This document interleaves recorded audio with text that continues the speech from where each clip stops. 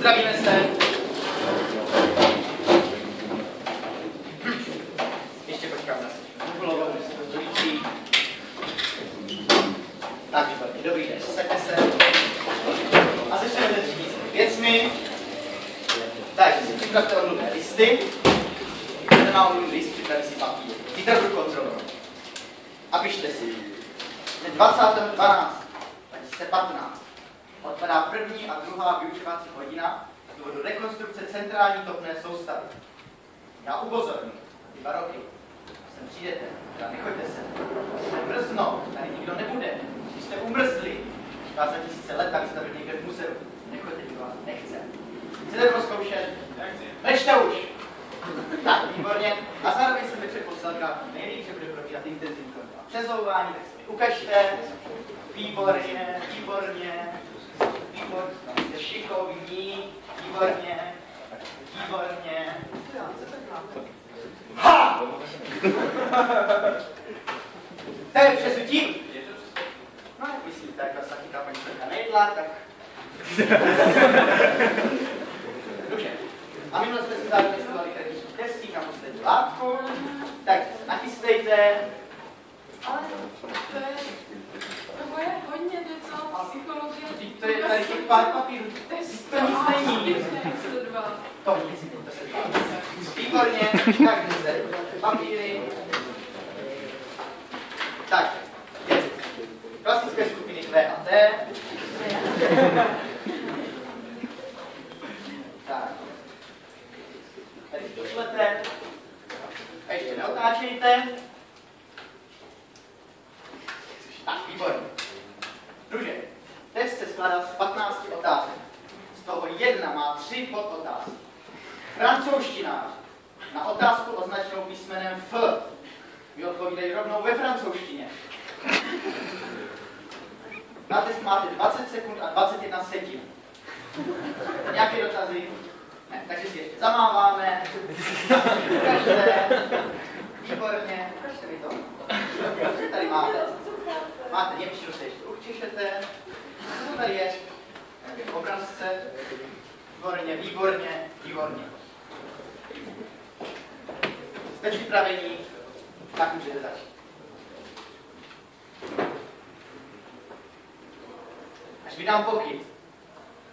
Vojta mi vybere zadání skupiny Q, když to zadání skupiny T. Až vydám pokyn.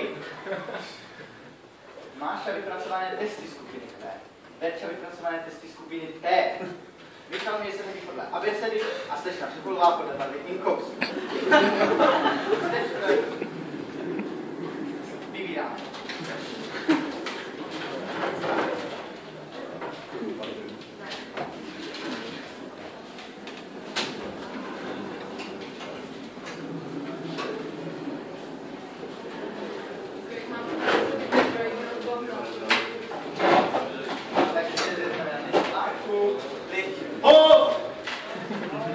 Tak, jak jsme si označovali posledního filozofa, kterého jsme probírali? Takže dnes se označíme za V. Tak, dnes se budeme zabývat významným antickým filozofem, který je Platón. Tak, u něj musíme začít gnozeologii. Označíme si za prvé. A je zde nutné zmínit takzvané podobenství o jeskyni. Označme si za malé a. To je co to lidská? Co to je? No, Platon říká, označme si římskou 1. Platon říká, představme si jeskyni. Ty jeskyni žijí lidé. Teď oni tam požívají nějaké ty broučky, špít nějakého toho jeskyního pramínku. Prostě jim dobře, jsou spokojení. Oni neví, že venku něco existuje. Pouze tam mají otvor, který ten sluneční svět proniká do nich. Ovšem jednoho dne, označme si římskou 2, si jeden z těch lidí dostal ven. A když se vrátil, tak mu vykládal, co tam se, oni mu nevěřili. A tak jej začali mlátit. Mlátili je. A co ti ten Platon chce říct? To si označíme za 3. No přece to, že pouze vidíme obraz, ten svit, ten stín toho venkovního světa. To je hrozné, co ani nemůžeme věřit tomu, co vidíme. Tak, to ještě stíháme. Aristotele označíme si za 2 V. to Aristotela. Ale no tak člověk, že to máte probrat v hodině. Tak vám dojde svůj text. Tak nashledanou.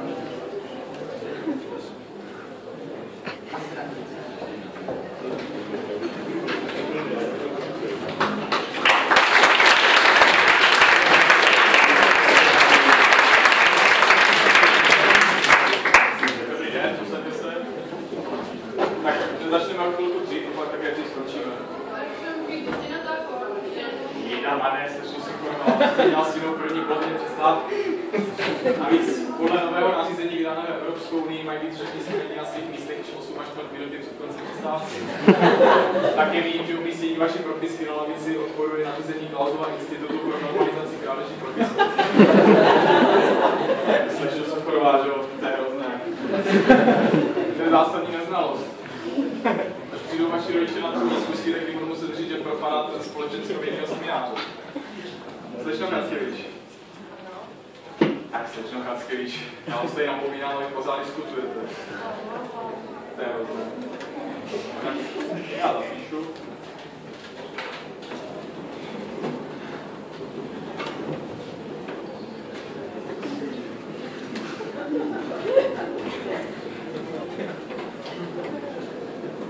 Já bych jenom připomněl, že dnes je významný mezinárodní den.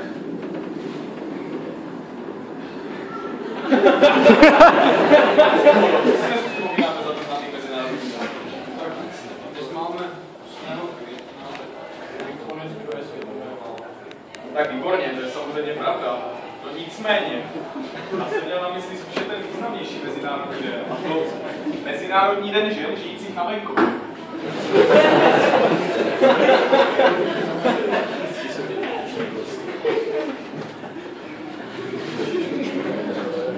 Tak doufám, že ho řádně oslavíte, určitě.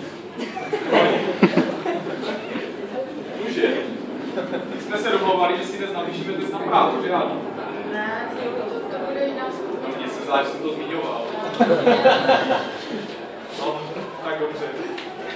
Tak my jsme se minule zabývali skutkovou podstatou trestných činů. Tak já se na něco zeptám. Tak třeba pane Kalo, vyjmenujte nějaké trestné činy obecně nebezpečné. Tak obecné ohrožení, šíření toxikomanie, No, ještě jeden důležitý trestný čin. paměť marihuany. Ježa, pane Hnát, tak vy napovídáte ještě špatně. Tak to si tady k vám musím napsat 2 větky.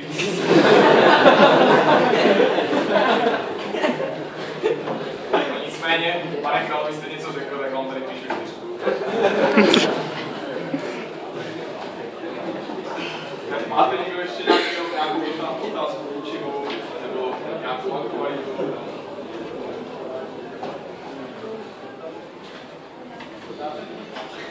Tak pane Hnát, vám jsou svaté týdnu, budete učit aspoň 16 hodin denně. Tak to je vzorný student, ten pán Hnát, to je výborné. Ten ví, že kdo nenaskočil do rozetého vlaku jménem maturita, tak už nemá naději. Výborně. Tak já dnes musím odejít do trochu dřív, mám nějaké jednání. Tak nashledanou.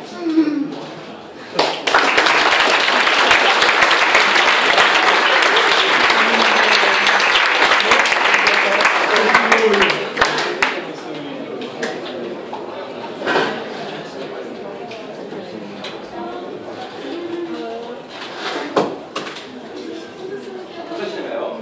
To jsme minule mluvili o těch Římanech, jo? Byli v tom lese, no? No. Tak povězte třeba vy, Maria, to se tam stalo, no? Ale já nejsem Mariana.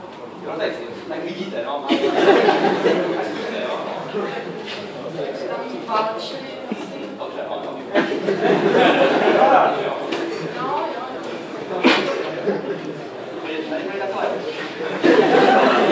To je Říman, jo? Tady byly ty barvy, tady byli takhle Germáni, jo?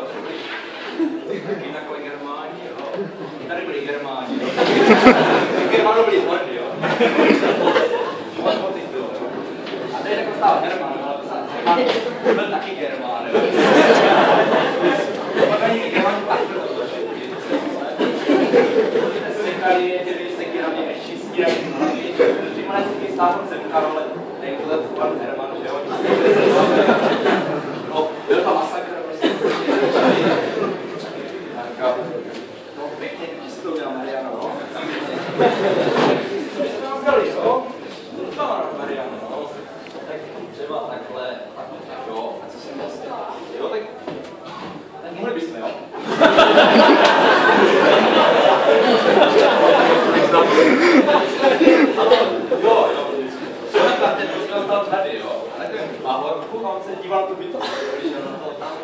A ta raketa V2, že jo, jak jsme pověděli, odvoj, že jo, to byl takový noutník, jo, začalo to fít, jo.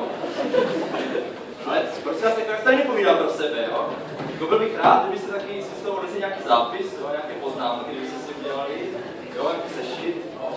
Já bych to pak na konci trochu vybral, jo, tam toval doklad, jo. Třeba vy tady, Kateřino, Moniko, no, můj se slyšíte, jo, tady Galia, Julia, Cezar do Kapadokie, no. Nevíte, Veny, víc si vám nic neříká, jo? Tak to ne, za 5. 5. Ale Radku, tady přece neučí, že to je sláv a čeština. Mariano, vy nejste druháge, jo? Já nejsem Mariana, ale... No,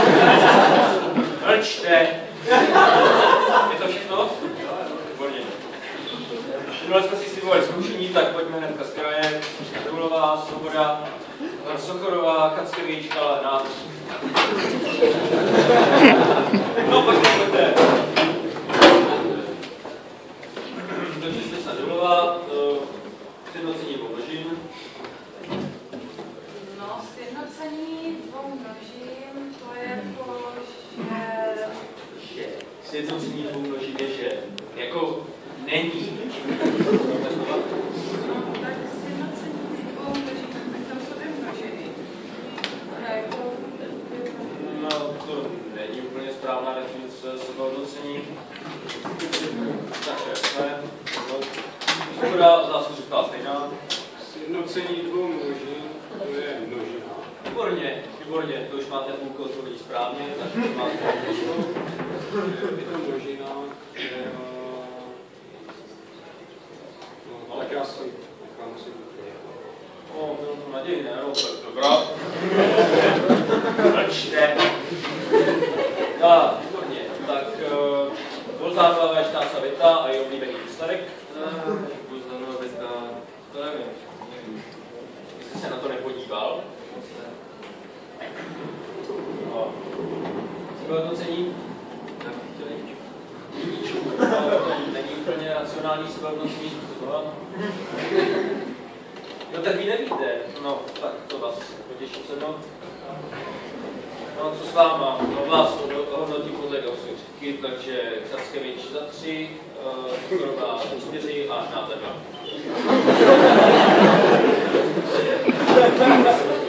Domluvili jsme se na komplexní čísla, nějaké dotazy před testem. To je prostě to I, nebo jak se to počítá? I to je imaginární jednotka. Nějaký další dotaz? To je imaginární Počtí jednotka. diskuzí. Imaginární jednotka to je právě to I. A má tu vlastnost, že I na druhou se rovná -1. Nějaké další dotazy? A na co to je komplexní komplexní? Komplexní, a co to? No do života. Máte komplexní život, potřebujete znát komplexní čísla. Tak, pokud je to všechno, tak napíšeme si číslo hodiny 860. Třeba, se tam bojíte. Nebojte se toho. Budeme se zabývat přímým důkazem, napište si příklad číslo 1. Rád vertikálními souvislými tahy. Můžete mě říct, o čem se bavíte? Tak pojďte. Nás prst. Ale ne z téhle. Nás, zkuste kolmici. No, a zkuste kolmici. Bez vektoru, stačí kolmici. Ne, teď zkuste kolmici. Prosím, kolmou na to. Správně. Na maturujete z matematiky? No tak jestli mě tam pustíte. To je otázka. Můžete mě říct, o čem se bavíte? Takže příklad číslo 1, dokažte, že platí 1 + 1 rovná se 2. Myslím si, že pro většinu z vás je tento příklad zcela evidentní, znáte ho už z základní školy. Tam jste si ho zaváděli jako axiom bez důkazu, ale dneska už na to máte aparát, takže si to můžeme dokázat. Začneme levou stranou, 1 + 1. Teď důležitý krok. Přičteme jedničku, ale protože nemůžeme přičítat jen tak z ničeho nic jedničku, tak ji hnedka odečteme.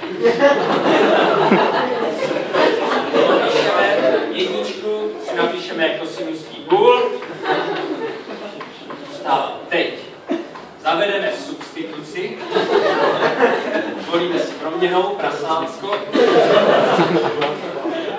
Rovná se výstíže. Najdeme primitivní funkci prasátku. Tak, pojď prasátko. Funkce.